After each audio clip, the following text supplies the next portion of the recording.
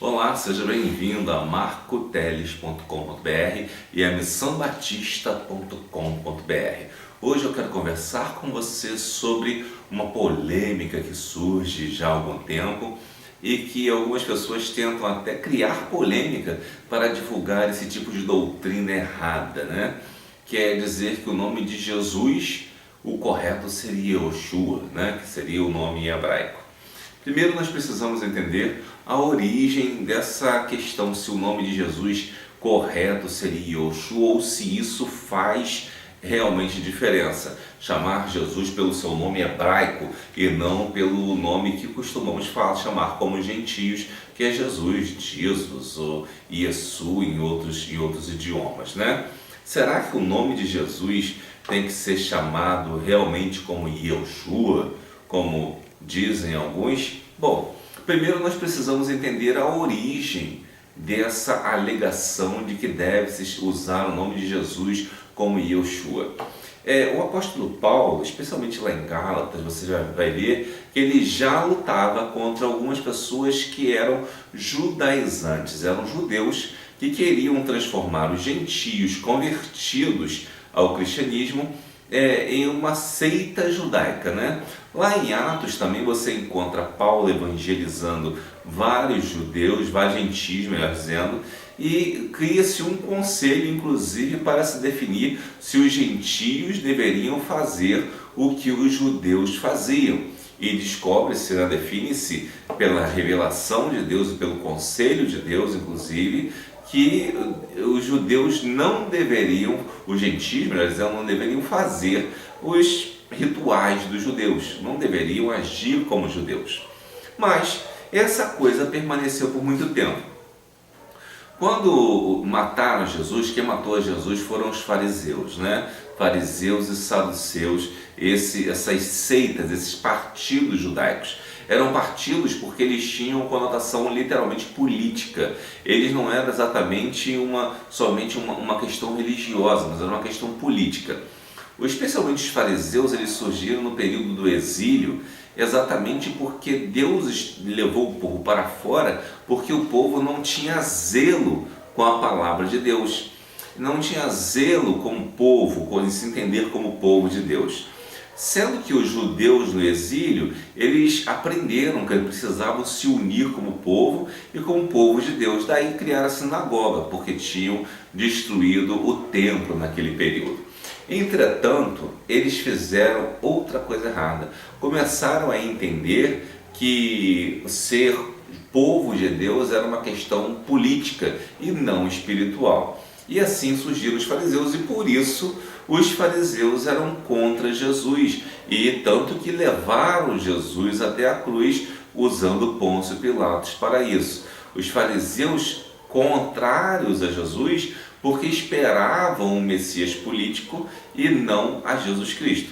Os fariseus dessa época, eles chegaram até hoje. Você vai encontrar às vezes alguns vídeos de judeus que são descendentes desses fariseus e que trazem ensinamentos decorrentes desse farisaísmo, ou seja, são contrários ao cristianismo, né? Eles, na verdade, eles esperam um novo Messias, um Messias político, que mais se aparenta com um anticristo, segundo nós vemos em Isaías, né? Isaías, melhor dizendo, Apocalipse, né? Em Apocalipse nós vemos a questão do anticristo ali, e é mais ou menos isso que os judeus estão esperando, porque são os judeus fariseus. Mas esses judeus fariseus, eles também não ficaram só nessa questão. Eles continuaram com a ideia de fazer de judaizar o cristianismo, né? E algumas igrejas hoje se dizem igrejas judaicas, né? Quando não existem, na verdade, igrejas judaicas.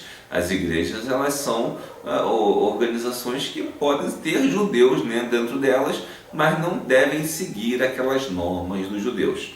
Bom, dentro dessa história, o que acontece para que nos vincula essa ideia de chamar Jesus de Yoshua ou de Jesus, né?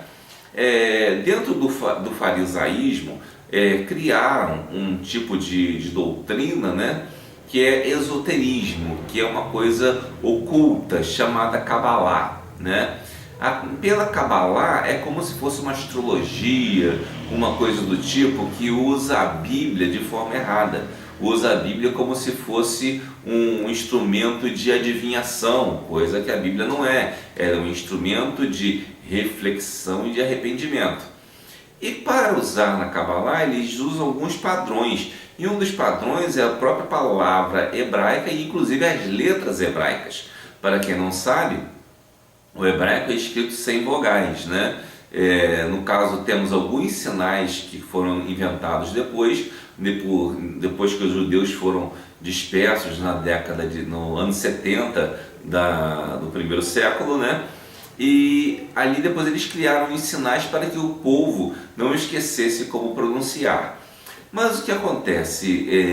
Devemos entender que o hebraico bíblico ele é uma língua morta, assim como o grego bíblico também é uma língua morta. E por que aprouve Deus que essas línguas fossem mortas e não línguas vivas? Porque as línguas vivas mudam. O português, por exemplo, que nós falamos, é uma língua viva, então ela muda muito, como por exemplo, surgem gírias de uma hora para outra, modos de falar, erros na fala, que vão se transformando e que a linguística diz como uma dinâmica da língua, né? Tem até um estudo chamado linguística que estuda essa dinâmica das línguas vivas. Entretanto, sendo língua morta, tanto o hebraico bíblico quanto o grego bíblico, essas línguas não mudam, porque elas já morreram, elas não são faladas normalmente. O hebraico que se fala em Israel hoje é um hebraico até baseado no hebraico bíblico, mas ele não é o mesmo hebraico bíblico, é um hebraico diferente, né? Então nós vemos aí que essa questão de cultuar a palavra em hebraico, o texto em hebraico, não tem nada de sagrado. Isso aí é o esoterismo. A Bíblia não diz para você cultuar as letras hebraicas, não tem nada disso. A Bíblia não diz também para você cultuar o texto grego em sua letra, mas entender o que está escrito. Isso que é importante. Mas nessa Cabalá eles chegam a tentar prever fatos como 11 de setembro, até Pelé foi meio que disse que foi descoberto pela Cabalá, né?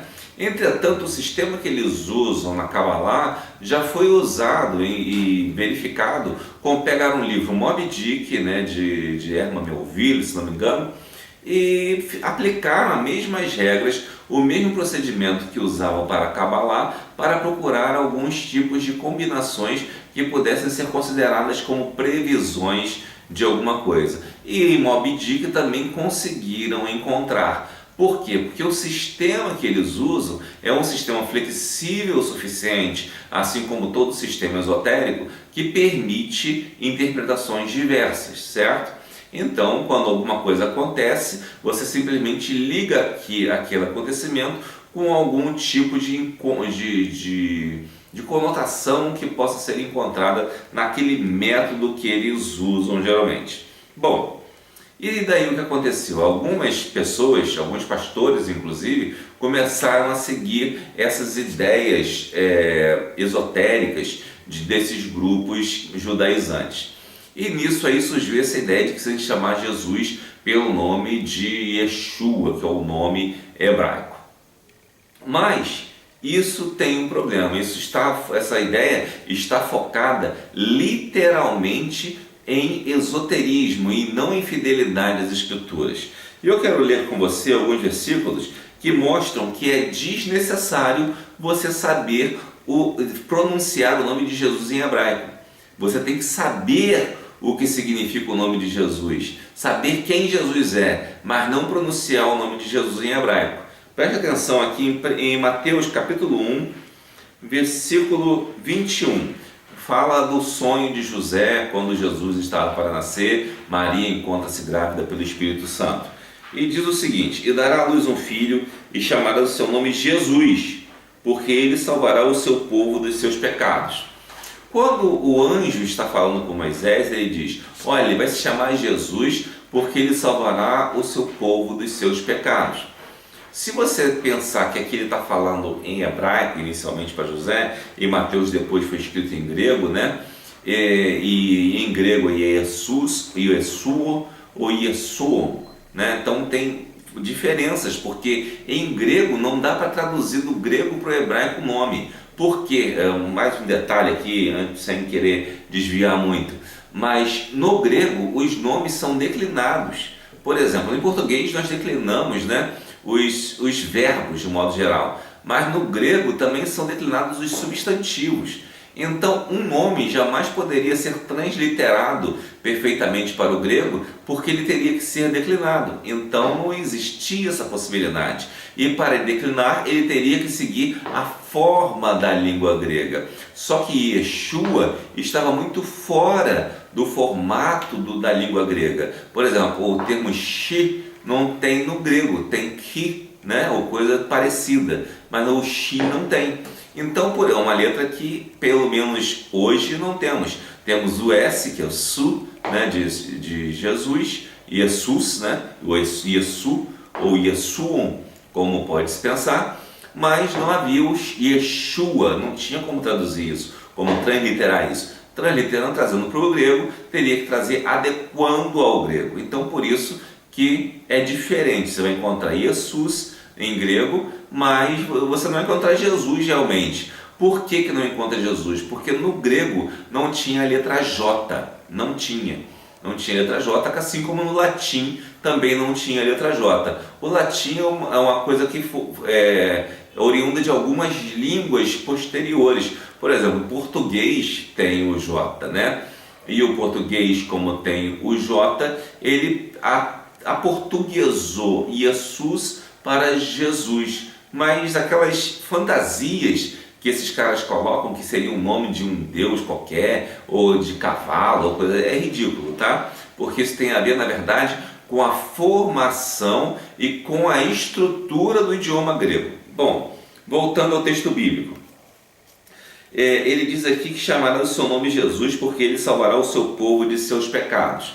Jesus é um nome que vem também da mesma raiz de Josué. Josué significa Salvador, né? Salvador. Então, quando ele diz aqui, chamará seu nome Jesus, porque ele salvará o seu povo dos seus pecados, ele está dizendo, na verdade, chamará o seu nome Salvador, porque ele salvará o seu povo dos seus pecados, certo? Então, o que interessava ali não era exatamente o nome, a pronúncia do nome Jesus, ou Yeshua, como queiram, mas na verdade o que mais interessava ali era o significado do nome Jesus. Você precisa saber que Jesus é o seu Salvador, isso que é importante. Agora, quanto a chamá-lo de Yeshua ou de Jesus, isso é secundário.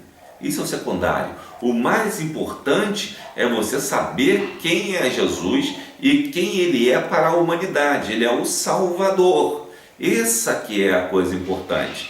Imagine que eu trago tudo isso aqui, traduzo diretamente para o português, ignoro totalmente o hebraico e falo que você vai estar chamá-lo de Salvador, porque ele salvará as pessoas e salvará o seu povo dos seus pecados. É exatamente isso, é como se você não traduzisse a palavra Jesus e de Jesus você colocasse ali Salvador, que é exatamente isso que significa a forma como é colocada aqui.